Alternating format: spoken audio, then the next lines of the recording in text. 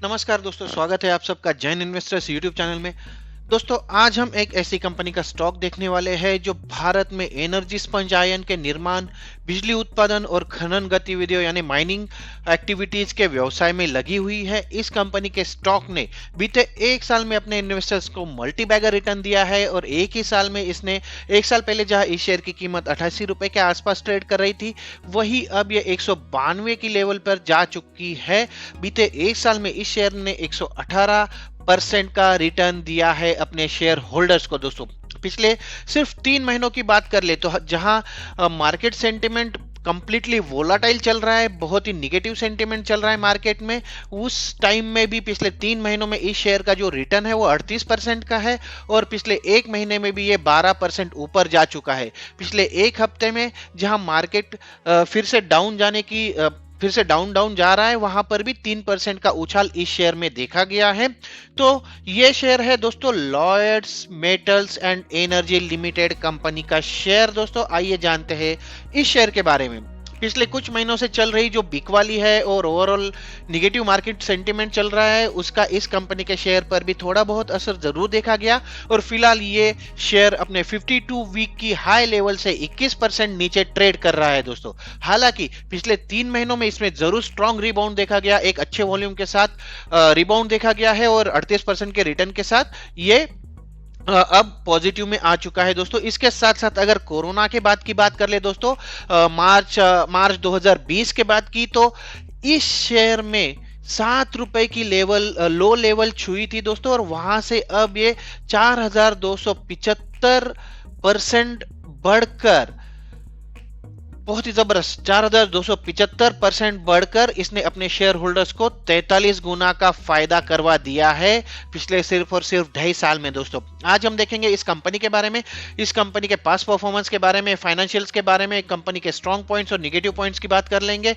और इसके साथ साथ फ्यूचर प्लान्स के बारे में बात करेंगे और जानेंगे कंपनी के शेयर की टारगेट प्राइस कहां पर सेट हो रही है। दोस्तों, तो आइए शुरू करते हैं आज का वीडियो। सबसे पहले कंपनी ओवरव्यू अगर ले ले तो Lloyds metal and energy limited जो है वो स्पंज आयन के निर्माण में लगी हुई है। इसके साथ साथ बिजली उत्पादन और माइनिंग गतिविधि एक्टिविटीज में भी ये कंपनी व्यवसाय करती है। साथ ही अभी ये स्टील में भी एंट्री कर रही है। इसके स्टील प्लांट का भी प्लान है जिसपे हम आगे बात करने वाले हैं। दोस्तों, अगर इसके उत्पादन क्षेत्र या फिर प्रोडक्शन प्लांट की बात कर ले तो वर्तमान में कंपनी 2,70,000 MTPA स्पंज आयन के निर्माण की क्षमता के साथ महाराष्ट्र के घुघुस में एक संयंत्र की मालिक है। ये 30 मेगावाट बिजली की क्षमता के साथ एक कैप्टिव थर्मल पावर प्लांट की सुविधा भी प्रदान करता है। दोस्तों, अगर इसके बिजनेस ओवरव्यू पर अगर नजर डालनी है दोस्तों, तो इसमें आयन और माइनिंग है, डायरेक्ट रिड्यूस्ड आयन के प्रोडक्ट्स है और स्टील जो अपकमिंग है उसमें भी कंपनी अपने पैर पसार रही है। ये प्रोडक्ट्स हो गए। इसके साथ साथ लोकेशन की बात कर ले, जैसे मैंने पहले ही बताया कि घुघुस में कंपनी, महाराष्ट्र के घुघुस में कंपनी का DRI प्लांट है चंद्रपुर डिस्ट्रिक्ट में। उसके साथ साथ सूरजागढ़ में कंपनी की माइनिंग है जो गढ़चिरौली डिस्ट्रिक्ट में आता है महाराष्ट्र में, और फिर से कोनसारी गढ़चिरौली डिस्ट्रिक्ट में इसके मिनरल बेस्ड स्टील प्लांट भी है। दोस्तों, इसके साथ साथ अगर प्रोडक्शन कैपेसिटी की बात कर ले तो आयरन ओर कैपेसिटी जो है इसकी 3 mm TPA की है। उसके बाद DRI कैपेसिटी है 2,70,000 MTPA की है, पावर प्लांट की 30 मेगावाट की है और DRI कैपेसिटी जो है वो स्टील की जो 75,000 MTPA की है। दोस्तों, कंपनी के पास महाराष्ट्र राज्य के सुरजागढ़ गांव में लौह अयस्क यानी आयन ओर के लिए 350 हेक्टेयर से अधिक का खनन पट्टा है जो 2027 तक वैध है। इसके साथ साथ ये खदान को लेकर एडिशनल 30 ईयर्स 30 एडिशनल वर्षों के लिए विस्तारित करने की भी प्रक्रिया में कंपनी है। वित्तीय अनिश्चितताओं के कारण FY 2020 में, मतलब 2020 के साल में लौह अयस्क का उत्पादन, आयन ओर का उत्पादन शून्य था क्योंकि केंद्रीय और राज्य चुनावों ने नक्सल प्रभावित क्षेत्र में सुरक्षा व्यवस्था को प्रभावित किया था। इसके साथ साथ खदान का अनुमानित भंडार जो था वो 90 मिलियन टन आयन ओर का था, ये लौह अयस्क का था, जिसमें से 74 मिलियन टन ऑलरेडी सिद्ध हो चुका है और 16 मिलियन टन आगे सिद्ध होने की संभावना है। दोस्तों, इसके बाद कंपनी के मैन्युफैक्चरिंग फैसिलिटीज की बात कर ले तो जैसा कि हम देख पा रहे हैं अलग अलग जगह पर मैक्सिमम इसका जो है मिडल ऑफ इंडिया में इसका मेन कारोबार है। अगर देखें तो गुजरात, उसके बाद महाराष्ट्र, मध्य प्रदेश, तमिलनाडु, और बाकी राज्यों में कंपनी अपना बिजनेस करती है दोस्तों। इसके साथ साथ अगर आगे बढ़े दोस्तों, तो सबसे पहले हम इसके क्लाइंट बेस पर भी नजर डाल सकते हैं। जैसा कि यहाँ पे बताया कि गुजरात में वेल्सपन को ये प्रोवाइड करती है अपनी सर्विसेज या फिर अपना सपोर्ट। उसके साथ साथ महाराष्ट्र में काफी फैली हुई है ये कंपनी, और JSW, Gaj Kesari, GSPL, Sangam, Ramson group, Icon steel, पोलार्ड, Kalika, Sunflag steel, Uttam, Sanvijay, Gopani, ऐसे काफी सारे इसके क्लाइंट है महाराष्ट्र में। कर्नाटका में कंपनी जेएसडब्ल्यू को अपनी सर्विसेज प्रोवाइड करती है, उड़ीसा में जिंदल स्टील एंड पावर को, और उसके साथ साथ छत्तीसगढ़ में कंपनी जो है वो real Jindal steel and power, उसके साथ श्री बजरंग पावर एंड इस्पात लिमिटेड, उसके बाद इस्पात और जीपी ग्रुप को भी अपनी सर्विसेज प्रोवाइड करती है। और मध्य प्रदेश की बात की जाए तो मोयरा सरिया और उसके साथ साथ शिवांगी, ये उसके मेन क्लाइंट है दोस्तों। चलिए आगे बढ़ते हैं और जल्दी से नजर डाल लेते हैं कंपनी के फाइनेंशियल नंबर्स पर। लेकिन आगे बढ़ने से दोस्तों, मेरी वीडियोस अगर आपको पसंद आ रहे हैं तो इन्हें लाइक जरूर कीजिए, और अगर अभी तक आपने मेरा चैनल सब्सक्राइब नहीं किया है तो इसे सब्सक्राइब जरूर कर लीजिए, क्योंकि ऐसी ही नई नई जानकारी मैं आपके साथ शेयर करने वाला हूं, उन शेयर्स के बारे में जिनको कभी किसी ने छुआ तक नहीं है, जिनका कभी किसी ने एनालिसिस तक नहीं किया है। तो जब भी आप सब्सक्राइब करें, ऑल का ऑप्शन जरूर सिलेक्ट कर ले और बेल का आइकॉन प्रेस कर ले, ताकि मेरे नए वीडियोस के नोटिफिकेशन आपको तुरंत मिल जाएंगे और आपसे कोई खबर मिस नहीं होगी। इसके साथ साथ दोस्तों, मेरा एक टेलीग्राम चैनल भी है, जिसकी लिंक यहां पर डिस्क्रिप्शन बॉक्स में आपको मिल जाएगी। आप वहां पर जुड़ सकते हैं, जहां पर मैं हमेशा अपने वीडियोस के अपडेट या फिर मार्केट के रिलेटेड अपडेट वहां पर शेयर करता रहता हूं दोस्तों। तो चलिए आगे बढ़ते हैं, मुड़ते हैं वीडियो की ओर, जानते हैं कंपनी के फाइनेंशियल नंबर्स पर। अगर देखें तो Q2 FY 2023 के हाइलाइट्स में कंपनी ने जो है Q2 FY 2023 का फाइनेंस इसने 6,864 मिलियन इंडियन रुपीज का टोटल इनकम किया है, जिसमें से इबिडा जो है वो 1695 मिलियन रुपीज का है। अगर परसेंटेज वाइज देखें तो इबिडा मार्जिन 25% का रहा है, और कैश पैट जो प्रॉफिट आफ्टर टैक्स है वो लगभग 1672 मिलियन रुपीज का रहा है। ये था Q2 FY 2023 का परफॉर्मेंस। इसके बाद अगर H1 मतलब पिछले 6 महीनों का अगर परफॉर्मेंस देख ले कंपनी का, तो उसमें उसने 15,417 मिलियन रुपीज का टोटल इनकम किया है, और 32% का कंपनी का ऑपरेटिंग इबिडा मार्जिन रहा है। इसके साथ साथ अगर प्रॉफिट आफ्टर टैक्स देखें तो 4,395 मिलियन रुपीज का इसका टैक्स प्रॉफिट आफ्टर टैक्स रहा है, और इबिडा भी 4,440 मिलियन रुपीज का रहा है दोस्तों। तो काफी शानदार परफॉर्मेंस है Q2 और H1 में कंपनी का। आगे बढ़ते हैं, कंपनी के फाइनेंशियल ओवरव्यू पर एक नजर डाल लेते हैं। अगर कंपनी का मार्केट कैपिटलाइजेशन देखें तो 8,500 करोड़ रुपए से बड़ी कंपनी है, 8,552 रुपए का इसका मार्केट कैप है। 192 जो है कंपनी के शेयर की करंट प्राइस है, ये 232 की लेवल छू चुका है, और 71.6 इसका 52 वीक का लो लेवल है दोस्तों। स्टॉक का पी 15.4 का है, और इंडस्ट्री पी जो है वो 11.1 का है, तो उसके हिसाब से बहुत ज्यादा हायर वैल्यू पर नहीं है ये। और आरओसी की बात कर ले तो 36.6% का आरओसी और 47.3% का आरओई है। फेस वैल्यू कंपनी के शेयर की 1 रुपीज की है। शेयर की बुक वैल्यू अगर देखें तो 3.97 रुपए की है, और कंपनी डिविडेंड भी प्रोवाइड करती है, और 0.26% का इसका डिविडेंड यील्ड है दोस्तों। और प्रॉफिट ग्रोथ अगर देखें पिछले एक साल के 6,773% की रही है। आइए आगे बढ़ते हैं और तो चलिए अब देखते हैं क्वार्टरली रिजल्ट्स के बारे में। अगर देखें तो सितंबर 2022 के आंकड़े या फिर क्वार्टरली रिजल्ट्स कंपनी ने ऑलरेडी डिक्लेयर कर दिए हैं, तो इसको हम कंपेयर कर लेंगे सितंबर 2021 के आंकड़ों के साथ और जून 2022 के आंकड़ों के साथ भी। अगर देखें तो सेल्स जो रहा था सितंबर 2021 में वो 100 करोड़ रुपए का रहा था, जो जून 2022 में बढ़कर 843 करोड़ रुपए हो गया था, और सितंबर 2022 में ये रहा है 674 करोड़। अगर ऑपरेटिंग प्रॉफिट की बात कर ले तो -1 करोड़ रुपए रहा था सितंबर 2021 में, जो 262 करोड़ रुपए हो गया था जून 2022 में, और 157 करोड़ रुपए रह गया था सितंबर 2022 में। इसके बाद अगर नेट प्रॉफिट की बात कर ले तो नेट प्रॉफिट कुछ भी नहीं हुआ था, जीरो था नेट प्रॉफिट सितंबर 2021 में कंपनी का। उसके बाद अगर देखें तो जून 2022 में इन्होंने कुछ एडजस्टमेंट की थी, उसकी वजह से इस कंपनी का जो नेट प्रॉफिट रहा था वो नेट लॉस रहा था एक्चुअली 930 करोड़ रुपए का, लेकिन यहाँ पर कोई मतलब रिवेन्यू कम होने की वजह से यहाँ पर लॉस नहीं हुआ था। कुछ कंपनी ने जो एडजस्टमेंट की थी उसके वजह से यहाँ पर लॉस देखा गया था। और अब जो देखा सितंबर 2022 के आंकड़ों के अनुसार इनको जो प्रॉफिट हुआ है वो 143 करोड़ रुपए का है दोस्तों। चलिए आगे बढ़ते हैं। आगे बढ़ के ईयरली रिजल्ट्स पर अगर नजर डालें तो 3 साल के रिजल्ट्स हम देख लेंगे, FY20, FY21 और FY2022 में। अगर देखें तो 2020 में कंपनी को 3,973 मिलियन रुपीज का टोटल बिजनेस हुआ था, टोटल इनकम हुआ था। 2021 में इनको 2737 मिलियन रुपीस का इनकम हुआ था, जो अब बढ़कर हो चुका है 7273, तो 2 गुना से भी ज्यादा हो चुका है यहाँ पर इनका इनकम या फिर ऑपरेशनल इनकम। इसके बाद इबिडा और इबिडा मार्जिन की बात कर ले तो फिर से 467 मिलियन रुपीस रहा था इनका FY20 में, उसके बाद कम होके 308 मिलियन रुपीस हो गया था FY21 में, और FY22 में इसमें लगभग 5 गुना से भी ज्यादा की बढ़ोतरी देखी गई है। और सेम चीज है, इबिडा मार्जिन जो है वो 11.30 से बढ़कर 24.10% हो चुका है।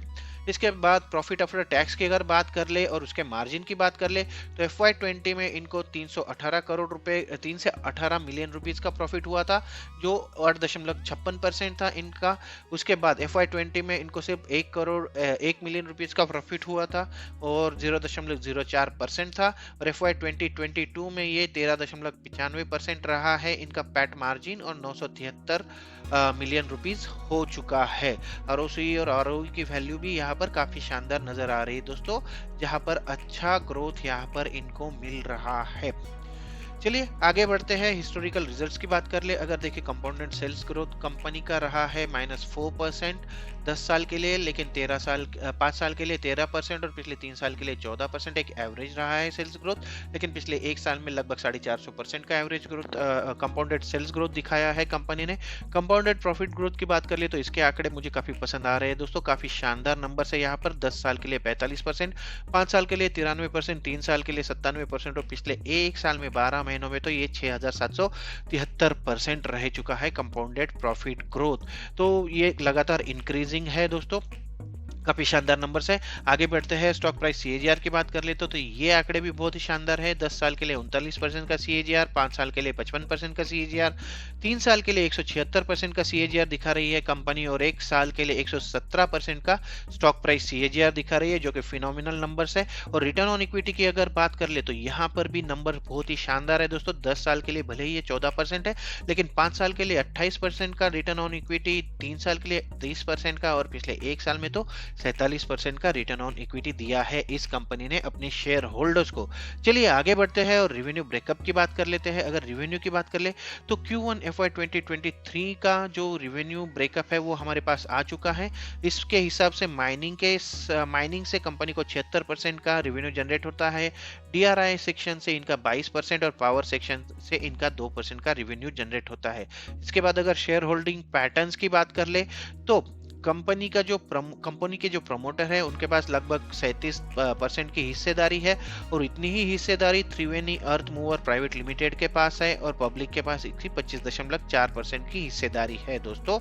ये 30 सितंबर 2022 के आंकड़े हैं, यानी लेटेस्ट आंकड़े हैं। इसके बाद चलिए अब पॉजिटिव पॉइंट्स पर एक नजर डाल लेते हैं। तो कंपनी ने कर्जा जो है अपना उसको काफी कम कर दिया है, और इसके साथ साथ अगर सेकेंड पॉजिटिव पॉइंट अगर हम देख ले दोस्तों तो कंपनी जो है वो उसका जो इक्विटी रिटर्न ऑन इक्विटी है वो काफी शानदार नजर आ रहा है। जैसा कि मैंने पहले बताया, उनका ट्रैक रिकॉर्ड काफी अच्छा है, और 3 साल का जो ROE है वो 30% से भी ज्यादा का है। तो ये दोनों काफी अच्छे पॉइंट्स हमें नजर आए हैं। इसके बाद अगर निगेटिव पॉइंट्स की बात कर ले तो स्टॉक जो है वो अपने बुक वैल्यू के लगभग 48 गुना से ज्यादा पर कारोबार कर रहा है, और यही एक निगेटिव पॉइंट है जो सामने आ रहा है अब तक। आइए आगे बढ़ते हैं और उन की फैक्टर्स पर नजर डालेंगे दोस्तों, जिनकी वजह से कंपनी के शेयर की जो है वो प्राइस या फिर फ्यूचर डिसाइड होता है और टारगेट प्राइस डिसाइड होती है। इसमें अगर सबसे पहले देखें तो एक्सपेंशन प्लान या विस्तार योजना जो है कंपनी के, उसके बारे में बात करेंगे।